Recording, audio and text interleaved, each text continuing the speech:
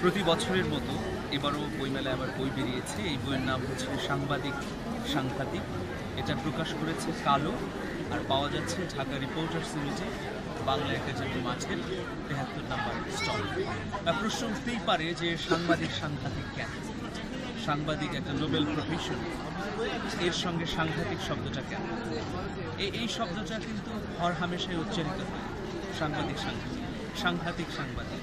আমরা কিন্তু ব্যঙ্গ বিদ্রুপার্থে বলে থাকি, কিন্তু কোনো কোনো সময় এর বাস্তবতাও পাওয়া যায়, বাস্তবতাও দেখা যায়। বিশেষ করে দীর্ঘ ১২ বছরের টেলিভিশনের সাংবাদিকতার অভিজ্ঞতার নির্যাস থেকে লেখা এই বই সাংবাদিক সাংঘাতিক।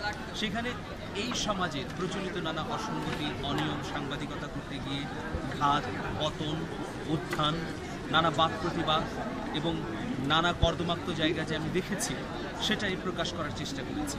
এর আগে আমার ৯টা বই বের হয়েছে, এটা হচ্ছে ১০ম বই। এই প্রত্যেক বইয়ের মধ্যে আমি অসঙ্গতি তুলে ধরার চেষ্টা করেছি।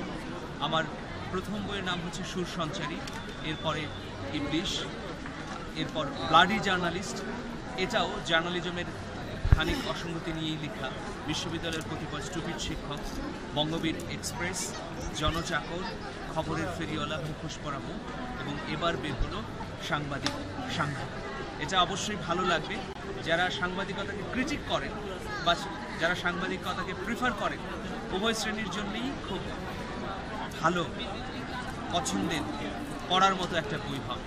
আর ধন্যবাদ RTV অনলাইনকে।